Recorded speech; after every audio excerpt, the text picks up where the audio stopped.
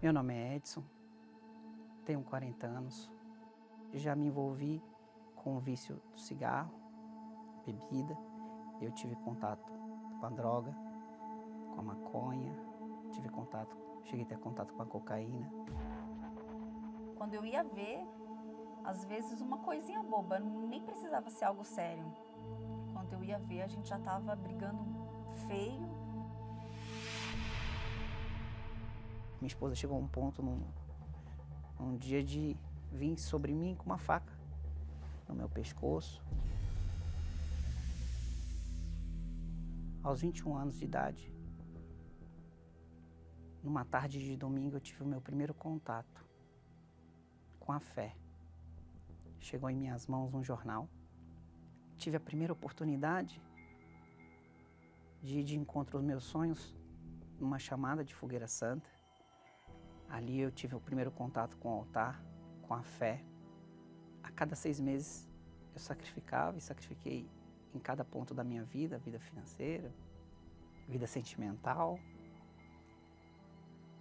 Só que em algum momento eu comecei a ouvir mais os meus pensamentos, porque esse foi o meu grande problema na época, e eles diziam o seguinte: como que a minha vida ia mudar se em 6 meses eu colocava o meu tudo? Como que eu poderia somar se eu estava subtraindo? E aí eu decidi não, essa fogueira santa eu não vou participar. Mas aquela dúvida, ela fez com que eu olhasse para trás. E quando eu olhei para trás, é um ponto que eu não esqueço, porque ali é como se eu tivesse me tornado uma verdadeira estátua de sal. A minha vida parou ali. Eu me afastando, deu por volta de 1 ano, eu conheci ela e naquele mesmo mês a gente decidimos que a gente ia casar. Na época a gente não tinha nada. Eu morava com a minha mãe e ele morava com a mãe dele. Então assim, eu era muito nova, eu tinha só 16 anos, ele tinha 26. Aí quando eu fiquei grávida, a gente não esperava, né, ficar. Fomos morar em dois cômodos, e no nosso quarto tinha um ninho de barata, que apareceu, você muda para casa e acorda no meio da noite com um monte de barata. Foi muito difícil, a nossa filha estava ali, era um bebê, e as brigas começaram a ser corriqueiras e cada vez maiores, né? Minha esposa chegou a um ponto num dia de vir sobre mim com uma faca no meu pescoço. A gente ia dormir brigando, acordava com saudade, ia dormir com saudade e acordava brigando. A gente sentava na mesa sorrindo e antes de terminar uma refeição a gente já tinha brigado novamente. O casamento já era um fracasso. Aí quando eu olhava, a minha filha sofrendo, vendo a gente, né, brigando. As pessoas olhavam pra gente meio que com aquela cara de dó. Então eu pensava, o que vai ser da gente? Sentia muito frustrado, na época eu era motoboy, trabalhava como motoboy. Então, quantas e quantas vezes eu sentava no meio-fio da sarjeta, na calçada, em qualquer ponto da cidade onde eu parava para esperar algum serviço, e eu ficava remetendo aquele pensamento: quando que a minha vida vai mudar? Quando que eu vou conseguir fazer isso acontecer? E eu lembrava, e sempre tinha algo que me lembrava. E isso fazia passar um filme na minha cabeça, que eu já estava nesse caminho de fazer a minha vida tomar um rumo diferente e eu abri mão de tudo lá atrás. E aquela voz falava no meu ouvido o tempo inteiro. Não tinha mais jeito, que eu não ia conseguir. A única ajuda que eu conhecia dentro de mim, e ficou marcado, era a Igreja Universal. Então ali eu tomei aquela decisão, na quarta-feira, dia 14 de dezembro, era aniversário da minha filha, mas eu sei o que eu preciso. Eu vou mudar o meu futuro, eu vou mudar a minha vida. Eu fui com essa decisão, eu não fui com outro pensamento. Na quarta-feira estava lá.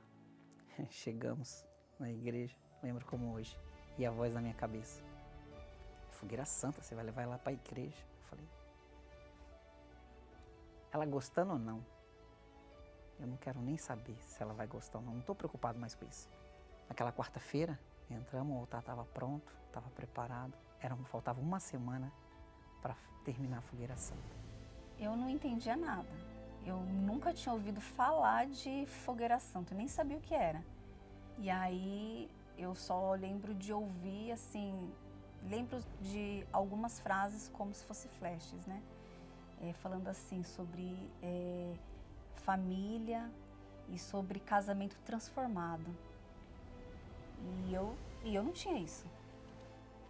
E aí eu pensei assim, poxa, é isso que eu quero.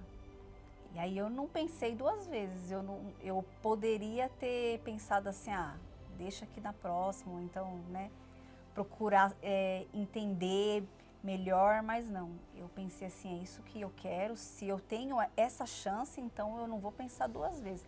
Mergulhei de cabeça, peguei o meu envelope e eu acho que eu entrei dentro dele, porque eu vivi aquilo. E fomos para o altar. Não tinha dúvida. Eu não tinha tempo mais para dúvida, eu não tinha tempo para tentar. Errar, eu já tinha errado, não ia errar de novo. Uma semana depois, eu vi a mesma mulher que tentou me matar, me ligando, eu no escritório, ela falando, estou indo me batizar. Quando Deus entrou, eu assim, primeiramente foi a mudança em mim, eu comecei a ver em mim. Cada fogueira santa que a gente participou, as minhas respostas não vêm 6 meses depois. Não dá um mês, eu já tenho respostas, as coisas começam a acontecer de uma forma até desenfreada, porque não é o controle meu, é Deus que quer fazer.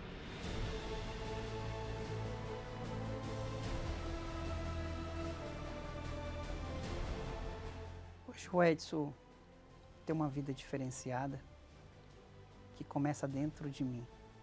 Essa diferença começa dentro de mim através do Espírito Santo. Hoje eu posso dizer que hoje eu sou mãe, hoje eu sou uma esposa, tenho uma família, não tenho casa, eu tenho um lar mesmo. A gente tem um dia a dia diferenciado, a gente tem uma vida que eu não conseguiria conquistar com dinheiro ou com qualquer outro local, eu conseguiria fazer isso a não ser o altar.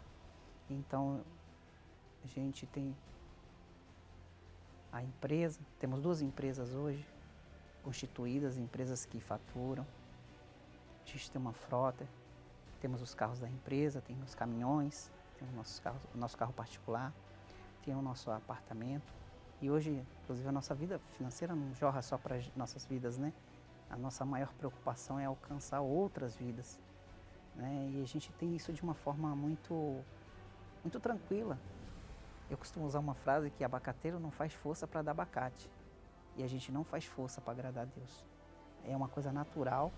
A nossa vida, a nossa família é para a glória de Deus, é para que almas sejam ganhas. E a maior conquista foi ter essa oportunidade de encontrar com esse Deus novamente. Essa foi minha maior conquista.